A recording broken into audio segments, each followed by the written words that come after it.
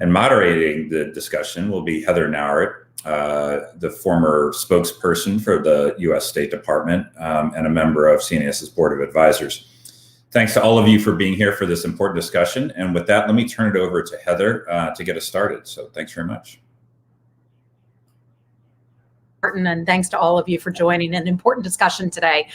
Richard just mentioned a global power competition, and it's one that we are facing like never before. We've seen China as they've ramped up production of sensitive technologies. And one of the interesting things that Keith was involved with at the State Department during my time there, and then later on, was developing a clean network to try to push back on China's ramping up of production of these sensitive technologies. Keith, you deployed that in the 5G space and had some success with that. Wondering how you take that template and how this new administration can use that going forward in other similar industries. Sure, Heather. By the way, thanks so much for having me. I really appreciate it. The Clean Network, there were three objectives. The first one was to defeat the Chinese Communist Party's master plan to dominate 5G and also to enable new entrants to come in, which happened. It really was probably the first government-led initiative that actually defeated China Inc. The second objective was to deliver the first really verified model for competing with China Inc. in terms of all different areas of technology, as well as things like infrastructure and clean energy, all based on an alliance of democracy and operating by a set of democratic values. And the third objective was to provide a beachhead for that alliance of democracies. Right now, the Clean Network has 60 countries representing 2/3 of the world's global GDP, and also 200 telcos and dozens of industry-leading companies. Yeah. So that was the main thrust. Those three objectives. Yeah, truly an impressive feat right there. But how do you take that model and how can the Biden administration use that as it looks at the semiconductor industry or underwater cables, other important sensitive technologies? Right. And I think that's really the great news, is that the Clean Network really is right along the lines of what President Biden and Secretary Blinken have been talking about for quite some time, the alliance of democracies. And it really gives them that head start. I came to the State Department because of what I saw in the private sector in terms of China. I've been going there since 1981. And my mission at the State Department was to develop and operationalize a global economic security strategy to drive economic growth, maximize national security, as well as combat China's economic aggression. So out of that came a lot of things. One of those, for example, was what we call the TD12, the Techno Democracy 12. And that's an alliance, a technology alliance with our closest technological allies. We generated a couple bills, the Endless Frontiers Act, the CHIP Act. We onboarded TSMC. So in the semiconductor area, when we did that, and we were able to do that within a 2-week matter of time, biggest onshoring in history, $12 billion state-of-the-art fab, which now they're going to expand. We had two theories. One was it would be a catalyst for Congress to put some money behind onshoring the manufacturing of semiconductors. And that indeed happened. It passed the CHIP Act passed unanimously in the House and 96-4 in the Senate. The other theory we had is that it would be a catalyst for the other chip manufacturers to onshore. Indeed, that happened. So now Samsung's going to be building a $6 billion fab in Texas, and then Intel's coming in with a $20 billion investment in Arizona. So that's really the good news. So I think, in terms of the incoming administration, this is a nonpartisan issue. This gives a great head start. It's right along the lines of the philosophy, which I really think is that winning philosophy. And it's really based on these trust principles that support freedom. So I know you've spoken with some members of the Biden administration about what you did and what they're looking at doing in the future. What do you see them as keeping and what do you see them as bolstering, beefing up? Well, I see them bolstering. One of the things that we did, for example, was the Blue Dot Network. So that's clean infrastructure with clean financing. And that is an equitable and unifying alternative to the One Belt, One Road. I think that's intact. We also did the Energy Governance Initiative, which is basically clean minerals for clean energy. That's a key one, and that's a head start. And then I think also the Clean Network, they might rebrand it. I mean, it's a technology trust network. I think that's the key, but it's the winning formula. It's right in their wheelhouse. So you see them as keeping some of this and possibly expanding upon some of the work that you did at State. Yeah, absolutely. And so when we, with that second objective in terms of creating an enduring, repeatable model, we came up with what we thought were the 10 essential elements that were necessary in terms of that enduring model. And we were able to click off all those things like executability, affordability, marketability, repeatability, all those things. So I think, when you're building a network, the toughest part is the early stages, getting it going. It's like a chicken and the egg. So it's good. It's a good head start. And it's a good brand. Yeah, well, speaking of head starts, we know that China plays the long game. They're looking at things in 20, 100-year increments, if not longer. In the United States, unfortunately, we tend to look at things in terms of election cycles. So how do you get Americans and Republicans and Democrats, and I know this is a bipartisan issue, but how do you get Americans fully on board, understanding the longevity of this? Yeah, well, and it's really my message that this is nonpartisan, because it's really important for our allies that it is nonpartisan, because that gives continuity of policy, and that's my message to Democrats and Republicans. I was unanimously confirmed, and this is both sides of the aisle know that this is this is one of the most unifying issues, and it's the biggest threat that we have. So it starts there, but it also the citizens of the world. And Heather, this is the thing that was interesting for me, because we went to some 40 some countries this last fall, and we could see that citizens of the world have woken up to the China's 3 C's doctrine of concealment, co-option, and coercion. And citizens of the world understand that the pandemic is a result of the concealment of the virus. They also saw that co-option of Hong Kong resulted in the evisceration of its citizens' freedoms. And now they can see and hear that the coercion in Xinjiang has now evolved to punishable genocide. They don't like it. And this has given the political will to government leaders and political leaders around the world and CEOs to stand up to that China bully. Yeah, you bring up CEOs, and one of the things that really strikes me every time I talk to a CEO who is in the technology space or is in the space of building and selling equipment, they don't take national security into consideration. It may be what's best for the long term of their corporate interests, but they're so focused on the next earnings report and not making decisions based on national security concerns. It's really the cost of doing business with China. So how do you see the United States trying to better bring on CEOs and get them to buy into this?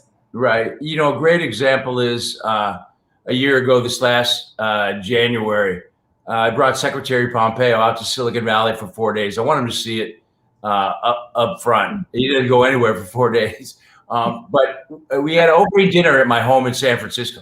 And we brought in 36 of the top CEOs in Silicon Valley. You know the names of all of them. And we had them go around the room. It was a safe environment.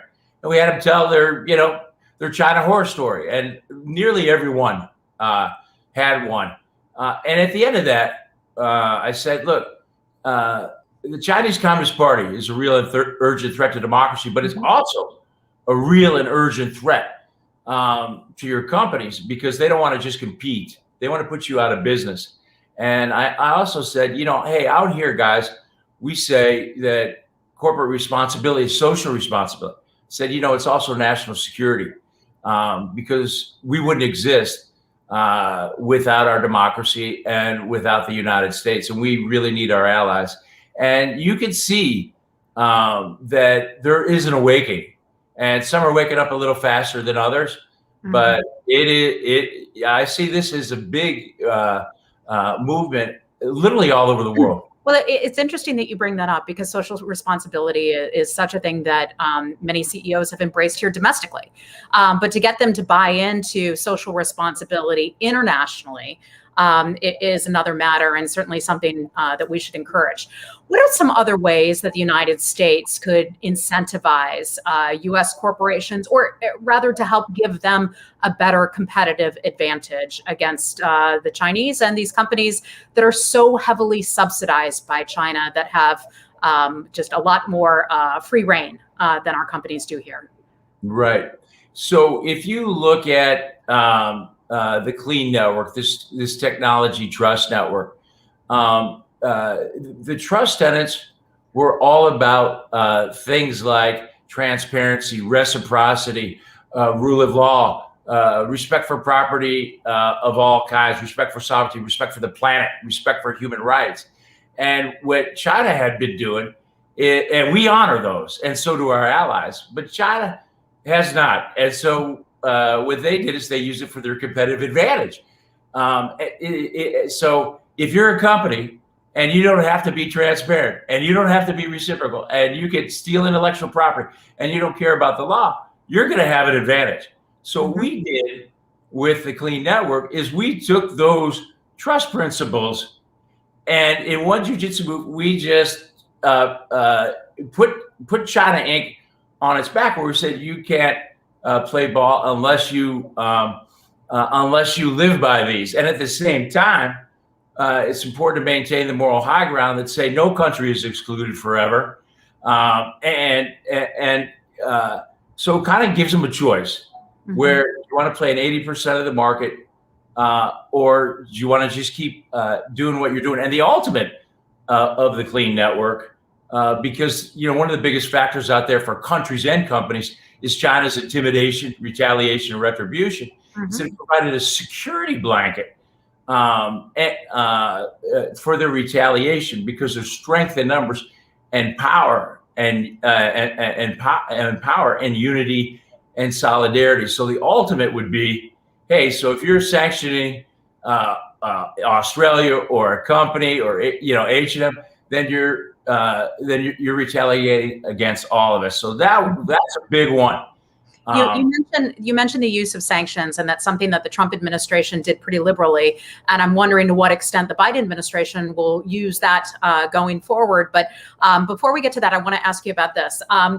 And something similar, and that is the entities list. So the U.S. government, through the Department of Defense and through Commerce, has developed an entities list.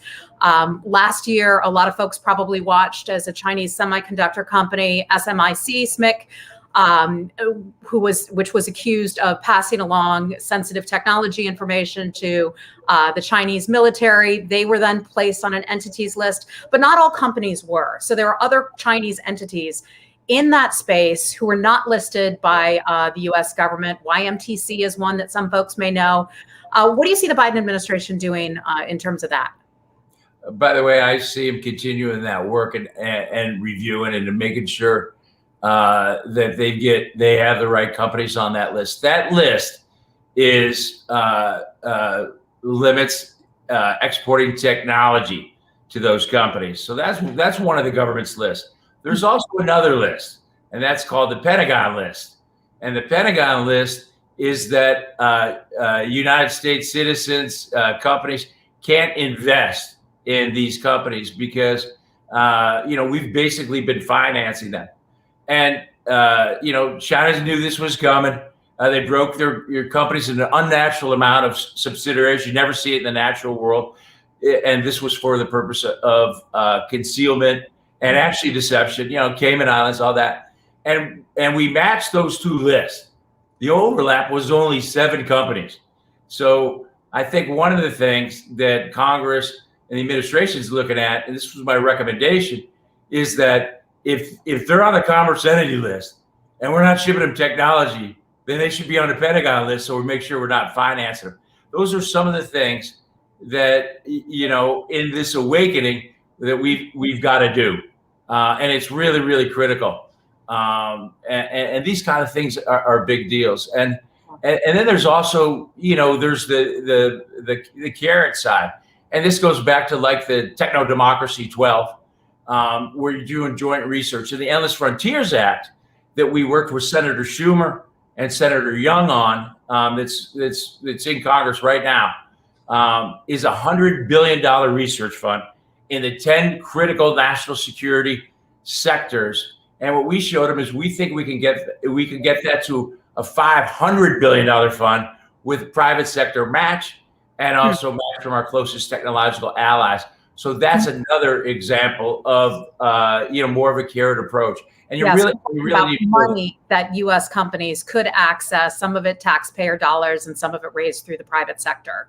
Yeah, and the thing that's really important and a really important thing to think about is obviously in the U.S. business, you're on the 90-day shot clock. And some of these investments are long-term.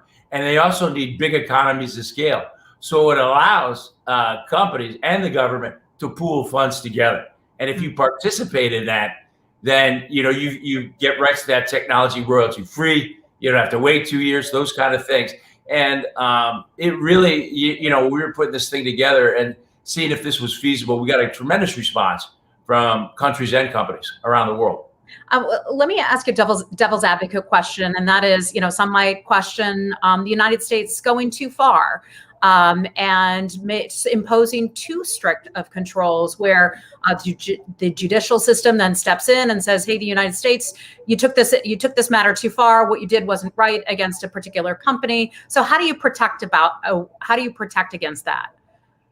Well, I think all you have to do is look at what's been going on for the last 40 years.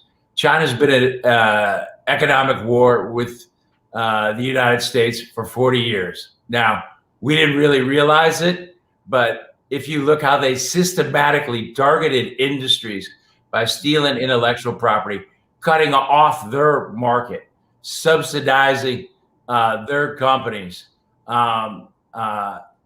currency manipulation. If we're going to err on any side, as we move out, is tweaking a little bit over on the harder side. Maybe that's not the wrong thing to do.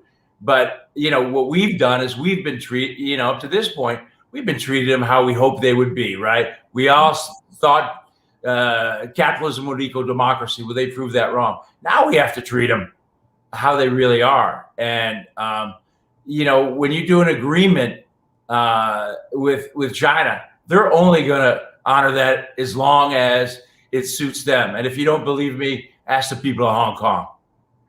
Yes, sir. Indeed. I want to bring in Martijn Rasser from Center for New American Security in just a second. But before we go to Martijn, I want to ask you a final question about export controls. And should we be using that more liberally, export controls, as a way to protect U.S. sensitive technology? Well, I think if it is going to fund, if these technologies are going into military civil fusion and the surveillance state, which enables the genocide, the punishable genocide in Xinjiang, then the answer is absolutely yes. Now, the interesting thing is that the Chinese Communist Party, China Inc., has become really crafty in terms of getting around those. And a key thing here, again, is bringing in the allies. So our opening salvo in the clean network was the 5G trifecta. And that was when we onshored TSMC. We tightened up the export controls with regard to Huawei, and we also introduced the clean path. That got them backpedaling because in a rapidly changing market, leadership is defined by momentum, not size. And so we got them in a reactive mode. And so the way we did those export controls is we utilized our dominant position in semiconductor equipment, as well as the design tools behind that. I think one of the challenging things there is, if there's a company that you want to list, information and intel needs to be provided to the Department of Defense and other agencies and departments.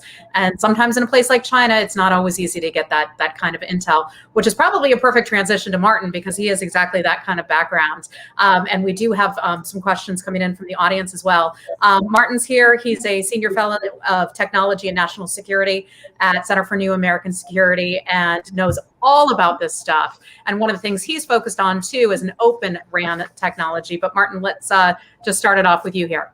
Yeah, absolutely. So, obviously 5G has been in the news a lot. Keith and his team did some tremendous work in that field, making our allies and partners aware of the risks of having untrusted vendors on these networks. But a lot of the focus, of course, was on keeping certain companies out of these networks, companies like Huawei. There's also very interesting things that we can do to promote new technological alternatives. And there's this technology called Open Radio Access Networks. And this, by and large, means taking a lot of the functions that you currently do with proprietary hardware and do it with software instead. And this presents a lot of interesting developments in terms of being able to diversify the vendor pool, which is one of the main concerns of the industry as it currently is. Right now, there's growing interest, not just in the United States, but also in allied capitals, about how we could take technologies such as Open RAN to really revamp the telecommunications sector. Japan, for example, is very much at the forefront of thinking about how to do this. The Europeans are increasingly interested. The UK just released a report where essentially their 5G strategy will be built on promoting Open RAN as an alternative. So there's a lot of interesting opportunities, not just for greater economic competitiveness, but also using that as a foundation for the types of partnerships with like-minded countries, the techno-democracies that Keith was talking about earlier. And Heather, Martijn is absolutely right. And as I mentioned, in that objective number one was to neutralize Huawei, so it would open up the opportunity for new entrants, because what was going on with their subsidiaries, with their subsidies, is the pricing umbrella was so low that new entrants weren't coming in because there wasn't money to be made. And now, like if you look at this Cowen report that came out a couple of weeks ago, right? Microsoft is coming in, Dell's coming in, Cisco's coming in, and all these innovators. And the next generation is this interoperability that Martijn's talking about in terms of ORAN. And this is what the United States does best. So when we put together this strategy, it was a 5-pronged strategy. And this one, in terms of amping up our own competitiveness and our allies' competitiveness, that's the main point, right? And that's what we have to do in areas like clean energy, into the solar panel business, where China owns 90% of the solar panels in the world. And industry experts are saying by 2050, 70% of the energy will be by solar. And now you look at that and you go, wow, this is a national security issue, because energy security is national security. You also look at this industry, this is going to be as big as computers and software. And then, by the way, they're building these solar panels in Xinjiang with slave labor and the 2 biggest coal-fired plants in the world. And this is the inconvenient truth about the inconvenient truth. We all want to do something about climate change, and we've got to build that industry. So the parallel between what we did with the clean network and that beachhead with 5G applies to things like solar panel, digital currency, clean cars, those kind of things. Yeah. Keith, Martijn, let me get to one of the questions from an audience member. You mentioned the possibility of some form of tech alliance. Could you talk about some of the ways the U.S. could work within this and the alliance framework to sectors, critical systems, and technology? Yeah, absolutely. Well, since Keith raised the issue of clean energy, I think that's a great example, right? Right now, the supply chains for all the critical inputs that we need to do green energy technologies, rare earth elements, polysilicon, lithium, all those elements have very rigid supply chains. China dominates most of them. So as demand starts ramping up, that exposes us to considerable risk. It exposes us to the potential for economic coercion. And frankly, it could mean that we won't even be able to develop the kind of clean energy industry that we want. So imagine now a group of like-minded countries working together to come up with proactive solutions to those supply chain constraints, working together to have sustainable investments in other countries where we can develop the mining and processing of these materials, remapping supply chains so that we're not dependent on China to create the end products, the windmills, the solar panels. This is the type of thinking that we ultimately need if we want to safeguard our economic security and our national security. And that thinking is percolating in a lot of allied capitals right now in the EU, Tokyo, Canberra. So there's a lot of movement to creating what ultimately I hope will become a true tech alliance. Right now, the administration is taking a modular approach. So there's some bilateral efforts, such as with Japan, minilateral within the quadrilateral security dialogue. And you also see the G7 moving in this direction. They recently had a digital and tech ministerial in the run-up to the big G7 summit. So there's a lot of momentum going down this path where we can start building a true comprehensive alignment between these like-minded countries so that we can much better secure our economic competitiveness for the long run. Let me ask you about that, because there are some countries that view their trade with China as being perhaps more important than what you're talking about. New Zealand is a good example of that. So how do you work to bring them on board diplomatically to understand the importance of it and do something about it? Yeah, that's going to be one of the big challenges, right? New Zealand is a good example, but of course, even a big powerhouse like Germany, their auto industry, for example, a lot of their sales are in China right now. Mm-hmm. It's going to take time, it's going to take patience, but ultimately, the fact that we are like-minded democracies, there's a lot more than that unites us than divides us on these issues. And I think the tide is already starting to shift in how certain countries are starting to view it, right? Just in the past year, we've seen so many examples of Chinese attempts at economic coercion, very abrasive diplomacy attempts. So even within countries like New Zealand and Germany, there's very vocal minorities that are really pushing back against this more relaxed attitude towards Chinese behavior. You're such the diplomat. I think Keith and I need to pull you on over to the State Department, right, Keith? Well, I'd love that, yeah. I think Martin's absolutely right. And I think that German example is a great one, because in the area of 5G, a year ago, the Chinese ambassador in Germany said, hey, if you pull Huawei out of there, we're going to cut the German automotive companies out of the market in China. That's a big deal. Mm-hmm. And, in the first few years, U.S. was going around and pounding the table and saying, don't buy Huawei. And it was kind of a really, a strong arm approach.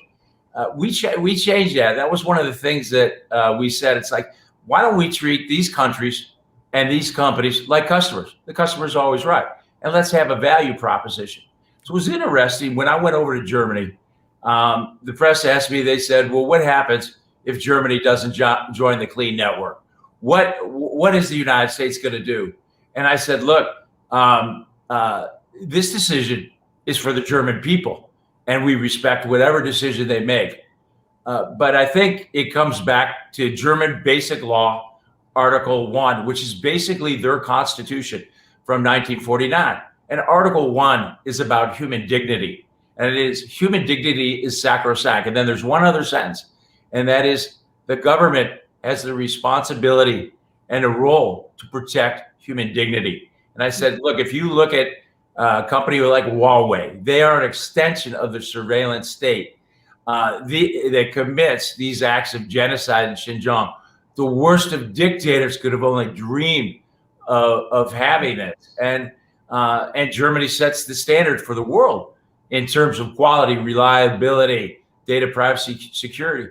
And I said, the clean network just wouldn't be complete without Germany. And I think that type of approach is much better than the table pounding. Now, you've got to back it up with a value proposition as well. And I think that's an important thing. And I think that's, for example, one of the things that Martin's talking about. When we came out with the TD10 or TD12 well over a year ago, we peeled back all these different areas of cooperation, and they want to do it. And it's really waking up. And the EU was tremendous. NATO was tremendous. The 3 Cs were tremendous. And, the fastest way to build a network is to build a network of networks. And that was the strategy we used. That's why we were able to take, Huawei's 91 deals a year ago down to about a dozen or so. Yeah, well, a lot of what you're talking about is treating our allies and partners with respect. And that, I think, gets me to our next question. And it is, when considering how to construct these networks, how do you fold in ecosystems? I'm sorry, I'm straining to read this. Ecosystems, mobile app stores, and other adjacent technology areas. Thoughts on that? So, in August, we came out with clean cloud, clean apps, clean cable, clean underwater cable. Because if you look at, for example, those areas, and you look at 5G, 5G is the backbone for this surveillance. These are appendages that come off of that. Same with clean things, Internet of Things, drones, and the thing about this is that it's a system. So if you're in, if you get in one part, you're into the whole part. You're only as strong as your weakest link. So those areas are critical as well. So you've got to look at the entire system, and I think this is a major point. One of the questions I got asked by Senator Coons in my Senate Confirmation Committee, he goes, "What would be your strategy for the China challenge?" And I said it would be harnessing the 3 most powerful areas of our advantage. The first one, of course, is our allies, further strengthening that. And then, of course, the second one is amplify the moral high ground of democratic values. The third one was leveraging the innovation resources of the private sector. And that, to me, is the biggest Delta opportunity. Here's a guy who, spent 10 years at General Motors and building companies in Silicon Valley. And even the educational sector. I saw so much when I was chairman of the board of trustees at Purdue, that to bring these guys in is really, really, it's critical. Martin? Yeah, I couldn't agree more with that, right? It's all interrelated.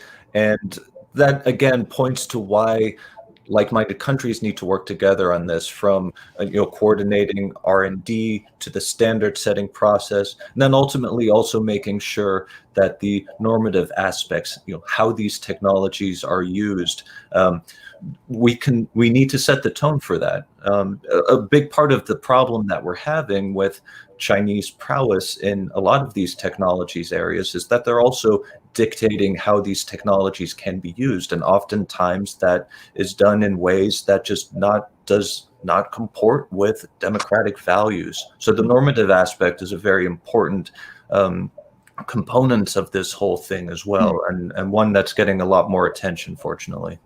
So we all believe in the strength and are proud of our country's democratic values. There are some in this country, though, that have turned on the United States, in a sense, in highlighting mistakes that the United States has made in the past. And some countries like China are using that against us. We saw that take place in Alaska with Secretary Blinken, and in other situations as well. So how do we kind of tamp down this in the United States, in a country that believes firmly in free speech? But how do we kind of manage our own internal divisions and debates and continue to promote our democratic values in a very serious way internationally?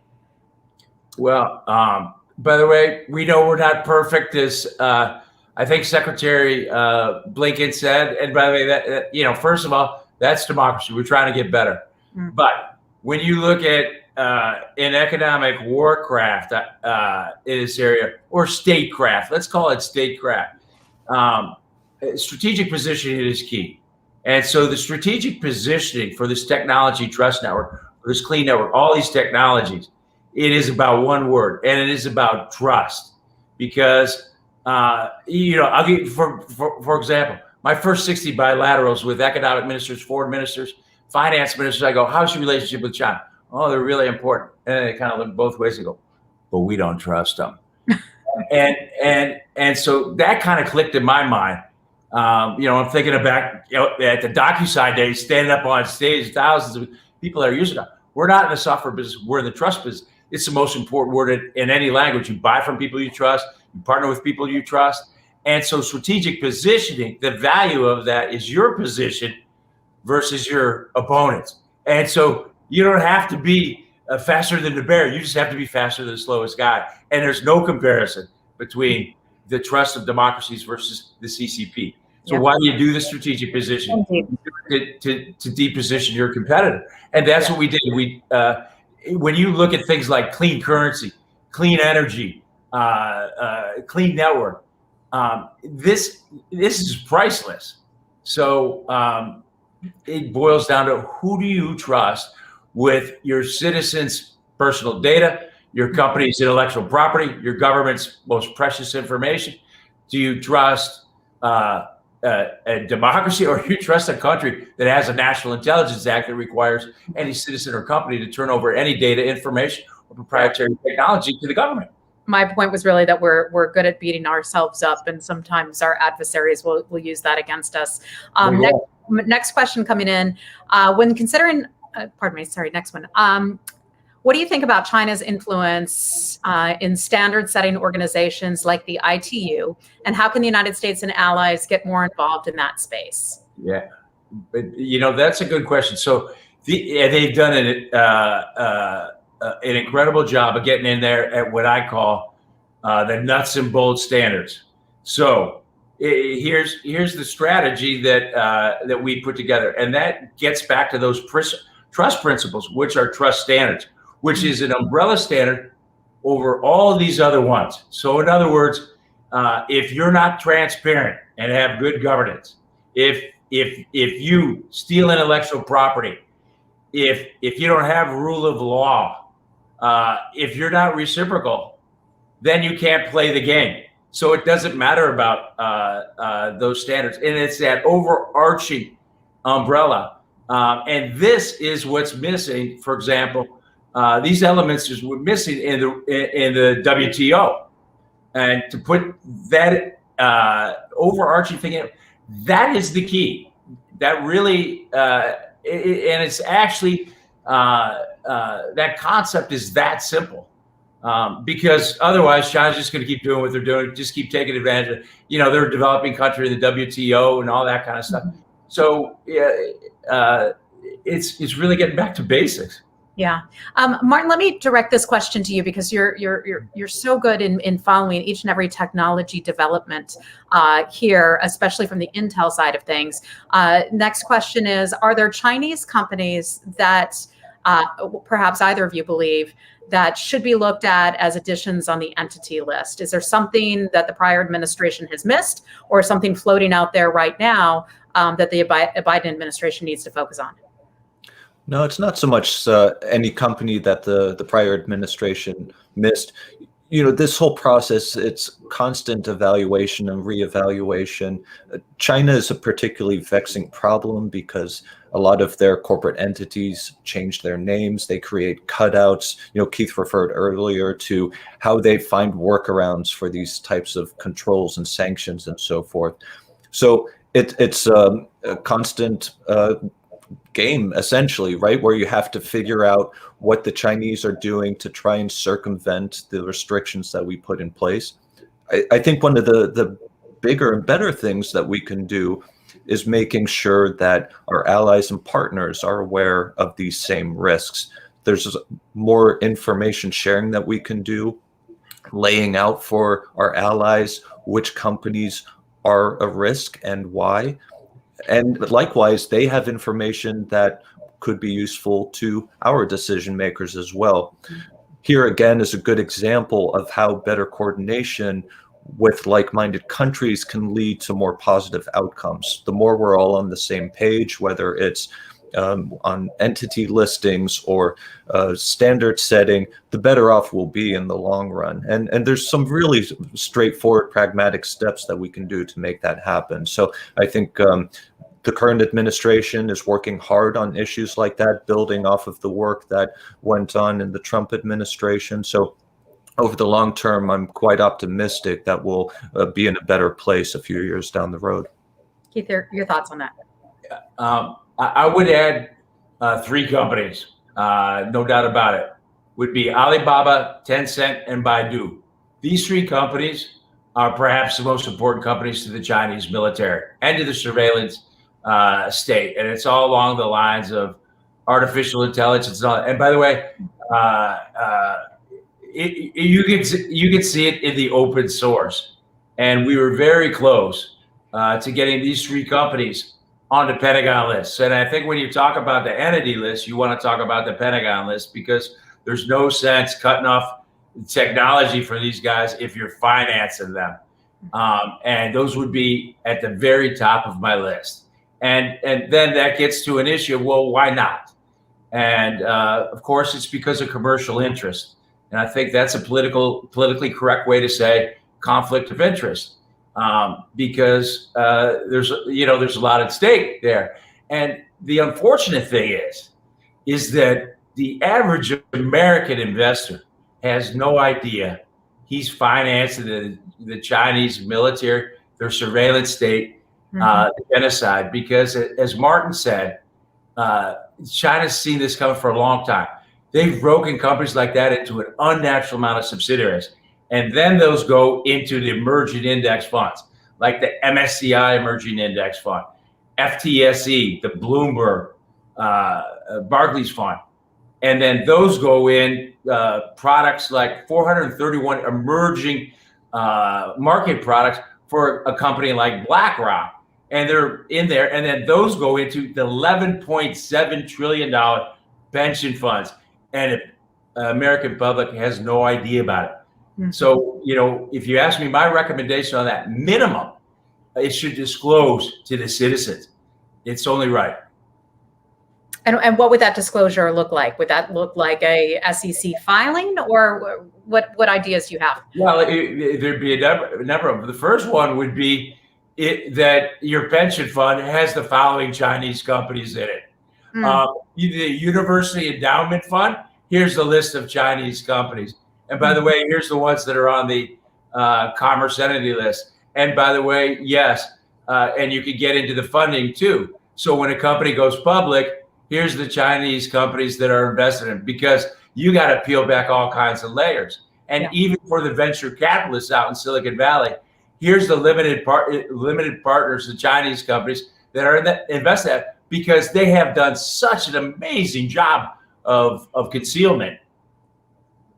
I think that gets back to another Martin question, that is Intel. Martin, in order to list some of these companies, you need to be able to provide the intelligence to prove it. Open source materials often aren't enough. So how good is our intelligence on the ground in China? And to what extent are we providing information carefully and closely to the agencies and perhaps competitors in an open source environment who could put that to good use? Yeah, that's a really interesting question. It's been a few years since I was in the intelligence community, so I'll just base my answer on, what I know at the time. The intelligence was quite good. And fortunately, most of it is in open sources. It may not be that easy to get to all the time, but there's a lot of information out in the public. For example, when I was working at Muddy Waters Capital, we spent a lot of time uncovering fraudulent activity in publicly traded Chinese firms. You'd be amazed at how much information you could actually find in their filings, both foreign and within China. So there's a lot that you can do without having to rely on any classified sources whatsoever. At the same time, of course, the intelligence community is doing a good job sharing relevant information with our partners in Europe and in the Indo-Pacific. I think the understanding of the landscape the threat landscape, the risks that certain Chinese companies pose is much better understood now, even compared to a couple of years ago. Mm-hmm. Still progress to be made, of course, but we're on a good path. But constant vigilance is what's necessary, because it's the Chinese corporate ecosystem is extremely opaque, and it takes a lot of hard work to peer into that darkness to figure out what's really going on. But ultimately, yes, I think the intelligence community has a pretty decent handle on the situation, as well as our investigative reporters. The press does a lot of very good things when it comes to uncovering unsavory activity, whether it's human rights abuses, the military civil fusion effort, and then, of course, just bad business practices such as outright fraud, which ultimately, the American taxpayer ends up holding the bag for that a lot of time. Yeah, and something that we worked on at the State Department, and Keith, you would certainly be familiar with this, is training and supporting reporters worldwide and their ability to report robustly. I recall bringing in a group of Uyghur journalists to the State Department to talk about some of their stories. They were living here in the United States, but despite that, because of the work that they were doing for Voice of America, their family members had been detained back home. And some of them hadn't heard from their family members for years even. So to the extent that we can continue to support robust reporting, real reporting that is focused on these things, that's incredibly important. And of course, the work that Center for New American Security and others do in shining a light on this.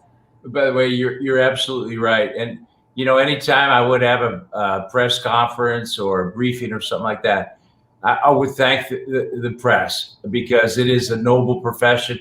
They have a divine gift, the power of the pen, or the power of their words. And just as Martin was saying, the issue not so much is intelligence as it is communication and disclosure.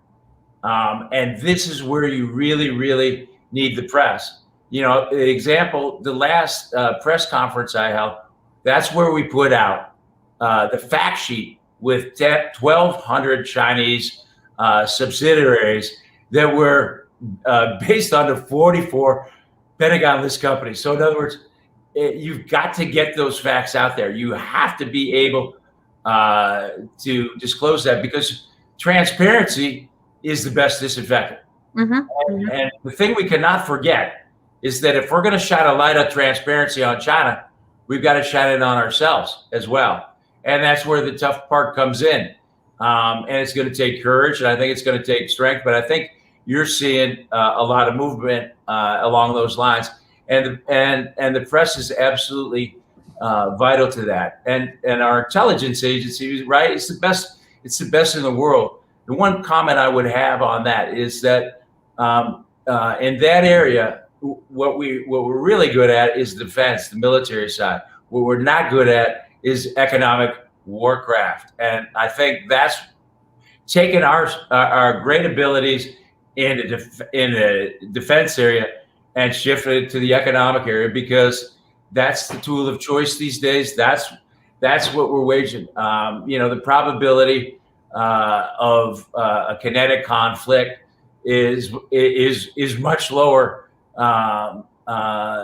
than when we were thinking about the old traditional Cold War kind of days. Mm-hmm. We've got to be prepared, but it's that kind of aggression that the Chinese Communist Party is waging on, and we're not set up to do that. Well, speaking of aggression, that brings us to the next question. And some countries have been skittish about taking an approach that may be perceived as overly anti-China. A lot of folks are sensitive to that, in particular in the United States right now. So how should the United States navigate that tension? And are there other countries starting to come around on that? By the way, great question. Go ahead, Mark. If I may, Keith. Yeah. The pivot that Keith described earlier, right, where much of the conversation was focused on how to keep China down and out. I think the most important change in tone was much more focus on what an affirmative and proactive agenda would look like. So really looking at what can the United States do to become more competitive? How do we work with our allies and partners to build up new capacity, build our economies, our tech sectors, and so forth? Once you start framing the issue that way, it becomes much more palatable, right? Because then other countries start seeing the benefits and they start thinking in terms of, oh, okay, how can we take advantage of these dynamics in such a way that we can improve the lives of our citizens, secure our national interests, grow our economies. These are the types of discussions we should be having. Ultimately, we achieve the same results in doing it, but it's very much a shift in tone, a shift in rhetoric, and I think ultimately one that's more productive for the long run. Yeah, great point. We have just a couple minutes left, so let's go to final thoughts. Martijn and Keith. Go ahead, Mark. Oh, thank you. Well, I would, first of all, Keith, I want to commend you and thank you for your service, because the work that you did, I really see that as laying the foundation that the Biden administration is building on right now. Just the change in how our allies and partners are thinking about the 5G issue, but more broadly, just the broader tech competition that we're in right now. It's really produced a lot of tremendous results. So thank you for that. And I want to say overall, there's still a lot of work that needs to be done, right? So all the issues that we talked about today, particularly building that multilateral frameworks, how we can more effectively approach tech policy. We're still in the early days of that. We have to have a lot of discussions. There's still a lot of disagreements that we need to work out with the other tech leading democracies, and it'll be an ongoing process. This isn't something that we can say a year or two from now, okay, solved it. No, this will be a matter of decades. This is a very long-term issue that we're dealing with, and the types of topics we're talking about today may be by and large resolved, but there will be other things that come up 5-10 years down the road. So we have to have a very strategic long-term mindset when it comes to these issues. But I think more and more the US government is ready to take that on. We see what's happening in the administration.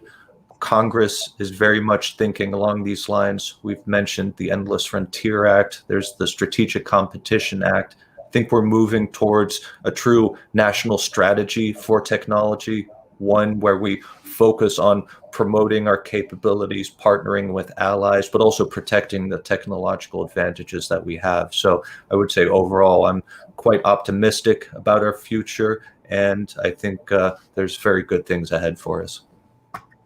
Optimism from a former Intel guy. I like that. We don't always see that. Keith, your final thoughts. Yeah, we're going to get optimism from a former State Department guy. And I would make 4 points. The first one, and really important one, is has to be a nonpartisan issue. And this is huge for our allies. And it is. And we cannot politicize that. And both sides of the aisle is necessary. It just sends all the right signals everywhere. The second thing is we cannot do it alone. This is about the allies. And by the way, it's treating the allies with respect and having a value proposition. What's in it for them? We have to have that empathetic mindset. The third one is, and this is the untapped one, leveraging the innovation and resources of the private sector and communicating to the business companies all around the world how important this is. And during the COVID time, we had tremendous private-public partnerships, and a lot of those relationships were formed. And there's a big delta opportunity. And then finally, it's kind of just it's staring us right in the face, and that is the moral high ground of democratic values and trust principles. And at the end of the day, it is all about trust. And until the Chinese Communist Party, until General Secretary Xi changes behavior, nobody's going to trust these guys. Okay, well, that's, I think, a good place to leave it. Keith and Martin, thank you for your continued service to the, thanks for your continued service to our country in having conversations like this. We are serving in a different capacity, but the conversation is ongoing, and that's how we, keep these issues at the forefront. So Martin and Keith Krach, thank you so much, and to Richard Fontaine and all the incredible staff over at Center for New American Security. Thank you so very much. Thank you.